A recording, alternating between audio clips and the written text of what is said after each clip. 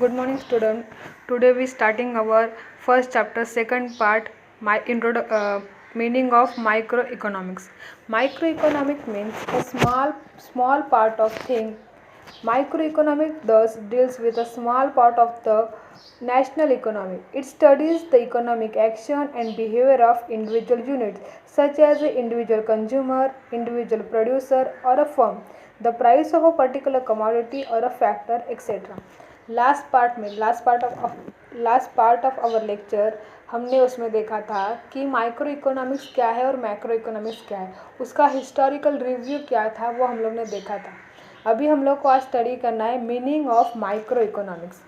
Micro economics national economy के small part की deals करता है। उन्होंने क्या यहाँ पे वर्ड यूज़ किया है, माइक्रो इकोनॉमिक दस deals with the small part of the national economy. क्या बोला है, जो हमारी पूरी कंट्री की नेशनल की इकोनॉमी है उसका स्मॉल पार्ट की डील्स करना यानी स्टडी करना, मतलब क्या बोला है, micro economics. It studies the economic actions and behaviour of individual units such as a individual consumer. अभी यहाँ पे उन्होंने बोला है studies the economic actions and behaviour of individual units. Economic actions and individual behaviour, किसी वैयक्तिक individual का behaviour का स्टडी करना। Individual units such as a individual consumer, किसी वैयक्तिक ग्राहक की स्टडी करना। इंडिविजुअल प्रोड्यूसर मतलब कि जो प्रोड्यूस करता है, जो उत्पादन लेता है, उत्पादक, उसको स्टडी करना मतलब क्या होता है, माइक्रो इकोनॉमिक्स। और अ फर्म, किसी कंपनी का, किसी बिजनेस का स्टडी करना। The price of a particular commodity और अ फैक्टर, किसी प्रोडक्ट का, किसी फैक्टर का, किसी कमोडिटी का प्राइस का स्टडी करना मतलब क्या है, माइक्रो इकोनॉमिक्स। ये माइक्रो इकोनॉमिक्स का क्या था, मीनिंग था। अभी हम लोग को देखने का है definitions of micro economics. You have already studied some important definition of micro economics. हम लोग ने 11th स्टैंडर्ड में कुछ माइक्रो इकोनॉमिक्स की डेफिनेशन देखी है। Let us review some important more definition. Maurice Dobb, ये हमारे इकोनॉमिस्ट है, उनकी एक डेफिनेशन से micro economics is in fact a microscopic study of the economic. यहाँ पे वर्ड यूज़ किया है, मैं ये डेफिनेशन वापस रिपीट पढ़ रही हूँ। Micro economics is in fact a microscopic study of the economic. Microscopic study मतलब क्या, अभी आपने 10th तक लैबोरेटरी में देखा होगा कि हम लोग जो माइक्रोस्कोपिक होते हैं उसमें से हम लोग मतलब कि सूक्ष्मदर्शी का हम लोग उसको बोलते हैं। उससे हम क्या करते कि कोई भी सूक्ष्म मतलब छोटी छोटी चीज़ें को उससे देखते। वैसे ही माइक्रो इकोनॉमिक्स क्या है, माइक्रोस्कोपिक स्टडी है। माइक्रोस्कोप से हम छोटी छोटी चीज़ों का एनालिसिस करते हैं, वैसे ही माइक्रो इकोनॉमिक्स का मतलब कि इकोनॉमी की डीपली स्टडी करना मतलब क्या होता है, उसका मतलब माइक्रो इकोनॉमिक्स। हमारे जो नेक्स्ट ऑथर है प्रोफेसर AP लर्नर, उन्होंने एक डेफिनेशन दी है, micro economic consist of looking at the economy through a microscope as it were to see how the millions of cell in the body of a economy. जो हमारे professor AP Lerner है, economist, उन्होंने बोला है microscope से study करना मतलब एकदम बारीकी से स्टडी करना। एकदम बारीकी से स्टडी करना मतलब कि यहाँ पे उन्होंने वर्ड यूज़ किया है microscope as it were to see how the millions of cell in the body.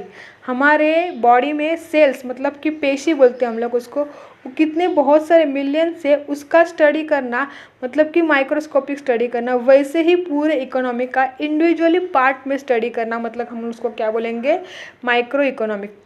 वो आगे बोलते हैं the individuals or households as a consumer and individual or firms as a producer play their part in working of the whole economic organism।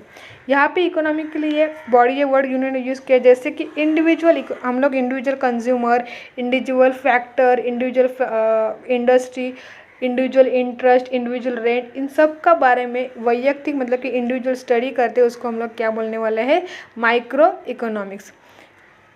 अभी उन्होंने यहाँ पे chart दिया है, the following chart givens an idea of the scope of micro economics. Scope of micro economics यहाँ पे उन्होंने बोला है कि हम लोग को इसका अभी स्टडी करना है, scope of micro economics. Scope का मतलब होता है कि व्याप्ति।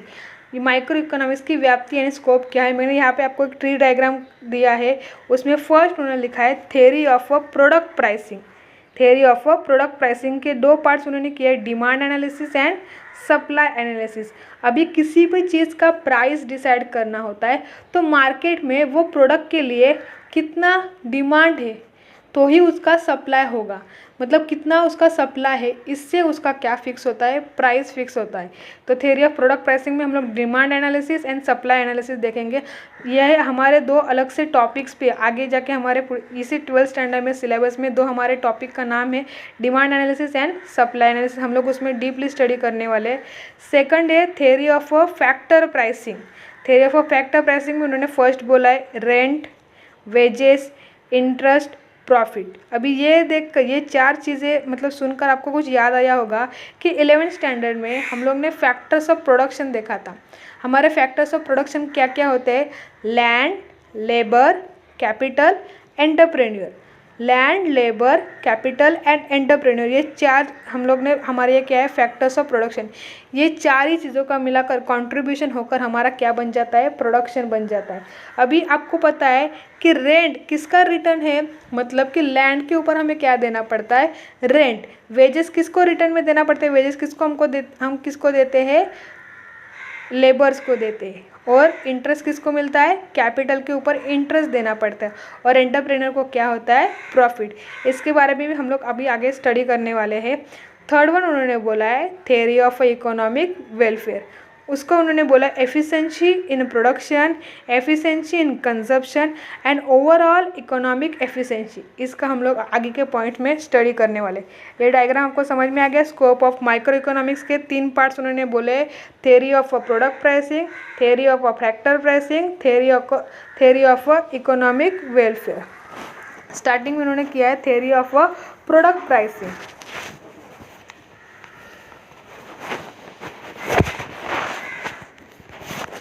The price of an individual commodity is determined by the market forces of demand and supply। उन्होंने यहाँ पे बोला है कि प्राइस किसी भी प्रोडक्ट की, किसी भी कमोडिटी, किसी भी इंडिविजुअल कमोडिटी की डिटरमाइन मतलब कि निश्चित करना bye market forces of demand and supply. उस प्रोडक्ट की मार्केट में डिमांड कितनी है उसके ऊपर उसका सप्लाई डिसाइड करता है। अगर मार्केट में उस प्रोडक्ट की डिमांड ज़्यादा है लेकिन सप्लाई नहीं है तो वो प्रोडक्ट की प्राइस क्या हो जाएगी, बढ़ जाएगी। मतलब क्यों, क्योंकि उसका सप्लाई नहीं है लेकिन लोग उसकी क्या कर रहे, ज़्यादा डिमांड कर रहे, तो उसका वो उस प्रोडक्ट की प्राइस क्या हो जाएगी, इंक्रीज हो जाएगी, ज़्यादा हो जाएगी। इसका मतलब कि किसी भी कमोडिटी का, किसी भी प्रोडक्ट का प्राइस किसके ऊपर निश्चित करता है, किसके ऊपर डिटरमाइन करता है कि उसकी डिमांड एंड सप्लाई कितनी है। Micro economic is the concern with the demand analysis that is individual consumer behaviour. क्या बोला यहाँ पे उन्होंने, micro economic is a concern with demand analysis. Micro economic concern क्या कर रहा है, डिमांड एनालिसिस। डिमांड एनालिसिस का मतलब मैंने आपको पहले ही बोला विश्लेषण। किसके ऊपर उसका एनालिसिस होता है कि किसी इंडिविजुअल कंज्यूमर का बिहेवियर क्या है, मतलब उसकी इंडिविजुअली डिमांड क्या है, वो डिमांड ज़्यादा कर रहा है या डिमांड कम कर रहा है। एंड सप्लाई एनालिसिस, क्या बोला यहाँ पे, सप्लाई एनालिसिस मतलब कि सप्लाई विश्लेषण दैट इज इंडिविजुअल प्रोड्यूसर, जो प्रोडक्शन बनाता है, वो प्रोडक्ट बनाता है, उसका बिहेवियर क्या है, वो उसका सप्लाई क्या कर रहा है, ज़्यादा कर रहा है कि कम कर रहा है। उससे हमें क्या पता चलता है कि उस प्रोडक्ट की प्राइस कितनी होनी चाहिए। यहाँ पे 2 वर्ड्स उन्होंने यूज़ किए, demand analysis and supply analysis. Demand analysis और सप्लाई एनालिसिस किससे पता चलता है, इंडिविजुअल। डिमांड एनालिसिस किससे पता चलेगी, individual consumer behaviour. And supply analysis किससे पता चलेगा, इंडिविजुअल प्रोड्यूसर बिहेवियर। इससे हमको क्या पता चलता है, theory of product pricing. Second वाला है theory of factor pricing. Factor pricing मतलब factor of production. In microeconomics, land, labor, capital and entrepreneur are the factors that contribute to the production process.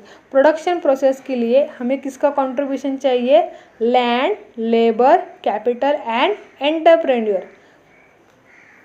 Microeconomics helps in determining the factor reward for land, labor, capital and entrepreneur. Land, अभी land के ऊपर हमें क्या देना पड़ता है, उनको rent देना पड़ता है। लेबर्स को क्या देते हैं हम लोग, वेजेस देते हैं। इंटरेस्ट के ऊपर, कैपिटल के ऊपर हम लोग इंटरेस्ट पेड करते हैं। और एंटरप्रेन्योर को क्या मिलता है, उससे प्रॉफिट मिलता है।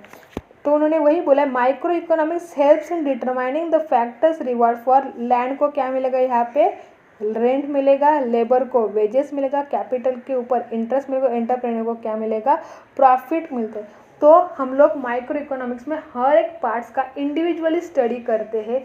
तो इंडिविजुअली हमको लैंड के ऊपर कितना रेंट देना पड़ रहा है, किसी लेबर्स ने कितना काम किया तो उसको कितना वेजेस देना पड़ रहा है, ये हम लोग किससे पता करते हैं, माइक्रो इकोनॉमिक्स से। अभी थर्ड वाला उन्होंने बोला है theory of economic welfare. Theory of economic welfare में हम लोग को देख, इकोनॉमिक वेलफेयर का मतलब होता है आर्थिक कल्याण। Theory of welfare basically deals with the efficiency in the allocation of resources. Theory of welfare basically deals with efficiency. Efficiency का मतलब होता है कार्यक्षमता, और एलोकेशन ऑफ रिसोर्सेज, एलोकेशन मतलब कि डिस्ट्रीब्यूट करना, लोगों को बांटना, रिसोर्सेज मतलब कि जो साधन सामग्री है वो एलोकेट करना, अलॉट करना मतलब कि लोगों को देना। आर्थिक कल्याण मतलब कि इकोनॉमिक वेलफेयर का स्टडी करना, सामग्री का कार्यक्षम, अभी एफिशिएंसी का मतलब क्या है, यहाँ पे कार्यक्षम डिस्ट्रीब्यूट करने से संबंधित होता है, कि मतलब कितना हम उसको डिस्ट्रीब्यूट कर रहे हैं उसके ऊपर वो डिपेंड करता है। Efficiency in the allocation of resource is attained when it result in maximization of satisfaction of the people. लोगों को मैक्सिमम सेटिस्फैक्शन किससे मिलता है, वो एफिशिएंसी अलोकेशन ऑफ रिसोर्स से मिलते हैं। अभी माइक्रो इकोनॉमिक्स क्या डील्स कर रहे हैं यहाँ पे, efficiency in the allocation of resources, इससे लोगों को क्या मिल रहा है, मैक्सिमम सेटिस्फैक्शन मिल रहा है। हम लोग का थ्योरी का नाम क्या है यहाँ पे, इकोनॉमिक वेलफेयर। लोग अगर, कस्टमर अगर सेटिस्फाइड हो रहे हैं तो ही हमारी इकोनॉमी अच्छी तरह से चल पाएगी। इकोनॉमिक एफिशिएंसी इन्वॉल्व्स 3 एफिशिएंसी, ये हमारी जो इकोनॉमिक एफिशिएंसी है ये वो 3 पार्ट्स में इन्वॉल्व की गई है। उन्होंने फर्स्ट में यहाँ पे बोला है एफिशिएंसी इन प्रोडक्शन। अभी क्या बोले यहाँ पे, efficiency in the production. Efficiency in production means producing maximum possible amount of goods and services from the given amount of resources. जितने अमाउंट का रिसोर्सेज मतलब मैंने आपको बोला साधन सामग्री अवेलेबल है, उससे मैक्सिमम अमाउंट ऑफ, उससे जितना अवेलेबल रिसोर्सेस है उससे ज़्यादा से ज़्यादा हमें क्या प्रोडक्ट करना है, गुड्स एंड सर्विसेज प्रोड्यूस करना है। अभी गुड्स एंड सर्विसेज, कोई फैक्ट्री कोई प्रोडक्ट बनाती है, वो उसका आउटपुट क्या हो जाएगा, गुड्स हो जाएगा। सर्विसेज जैसे कि बैंक हमें सर्विस दे रही है, डॉक्टर हमें सर्विस दे रही है, वो सर्विस मतलब क्या, ज़्यादा से ज़्यादा हमको कस्टमर्स को, लोगों के पास पहुँचानी चाहिए। Efficiency in the production means producing maximum possible amount of goods and services from the given amount of resources, कि लोगों तक ज़्यादा से ज़्यादा गुड्स एंड सर्विसेज उनको मिलना चाहिए। ये हमारा क्या है, एफिशिएंसी इन प्रोडक्शन। बाद में इन्होंने बोला है एफिशिएंसी इन कंजप्शन। कंजप्शन मतलब कि कार्यक्षम करना। Efficiency in consumption means distribution of produced goods and services among the people for consumption in such a way as to maximize total satisfaction of the society. Total satisfaction of the society. संपूर्ण समाज का ज़्यादा से ज़्यादा satisfaction होना चाहिए। इस तरह से जो भी प्रोडक्शन वो ले रहे गुड्स एंड सर्विसेज का, वो उसी तरह से डिस्ट्रीब्यूट होना चाहिए कि लोगों को उससे क्या होना चाहिए, ज़्यादा सेटिस्फैक्शन मिलना चाहिए। कोई भी प्रोडक्शन हम लोग ले रहे लेकिन लोग उससे सेटिस्फाइड नहीं हो पा रहे, लोग वो चीज़ परचेस नहीं कर पा रहे, तो हमारी इकोनॉमी अच्छी तरह से चल पाएगी क्या, नहीं। इसके लिए उन्होंने क्या बोला है, efficiency in consumption means distribution of produce goods and services among the people for consumption in such a way as to maximum total. कोई भी प्रोडक्ट बना रहे, कोई भी प्रोडक्ट वो लोग सेल कर रहे हैं, तो उससे कस्टमर्स का, लोगों का ज़्यादा से ज़्यादा क्या होना चाहिए, सेटिस्फैक्शन होना चाहिए, सेटिस्फैक्शन उनका बढ़ना चाहिए। लास्ट में उन्होंने बोला थर्ड में overall economic efficiency. It means the production of those goods which are most desired by the people. लोगों की जैसी इच्छा, डिज़ायर मतलब कि इच्छा, लोगों को जैसा कोई प्रोडक्ट चाहिए वैसे ही प्रोडक्ट, जैसे लोगों की प्रोडक्ट की तरफ मतलब जो फंक्शंस होने चाहिए प्रोडक्ट में, जो प्रोडक्ट होने चाहिए वो डिज़ायर उनकी इच्छा के अनुसार होना चाहिए। नहीं तो किसी को भी मतलब अपने इच्छा से वो प्रोडक्ट नहीं मिल रहा है तो कोई वो परचेस करेगा क्या, नहीं। इसके लिए क्या बोले, overall economic efficiency. Micro economic theory shows under what condition these efficiencies are achieve. उन्होंने बोला है कि माइक्रो इकोनॉमिक थ्योरी शोज हमको क्या दिखाती है कि कौन से कंडीशन में उनके एफिशिएंसी आर अचीव हो रहे हैं, उनके एफिशिएंसी अचीव हो चुकी है। Thus, the focus of microeconomic is mainly conformed to price theory and resource allocation. उनका फोकस क्या है माइक्रो इकोनॉमिक्स के? Confirm the price theory. Price theory हमारा जो फर्स्ट है प्राइस थ्योरी। प्राइस थ्योरी कैसे डिटरमाइंड होती है? Demand analysis and supply analysis. It does not study the aggregate. उन्होंने क्या बोला है? It does not study the aggregates. Aggregates का मतलब होता है टोटल। माइक्रो इकोनॉमिक्स एग्रीगेट का स्टडी नहीं करती है relating to the whole economy. वो पूरे इकोनॉमी का स्टडी करती है क्या? नहीं, ओनली इंडिविजुअल पार्ट्स का स्टडी करती है। This approach does not study national economic problem. क्या बोले? जो माइक्रो इकोनॉमिक्स है वो क्या नहीं, कौन सी स्टडी नहीं कर पा रहा है? नेशनल इकोनॉमिक की जो प्रॉब्लम है उसका स्टडी नहीं करते। उन्होंने क्या बोले? सच एज अनएम्प्लॉयमेंट, मतलब कि बेरोजगार। हम लोग ने हमारे 11th स्टैंडर्ड में ये पूरा लेसन पढ़ा है, unemployment, poverty, inequality of income etcetera. theory of a growth, theory of a business cycle, monetary and fiscal policy etc. are beyond the limits of the microeconomics। ये क्या है? सभी माइक्रो इकोनॉमिक्स के लिमिटेशन से वो इसमें हम लोग स्टडी नहीं करते। यहाँ पे हमारे meaning and definition and scope of micro economics खत्म होते हैं। नेक्स्ट लेक्चर में हम लोग फीचर्स ऑफ माइक्रो इकोनॉमिक्स पढ़ने वाले हैं। Thank you.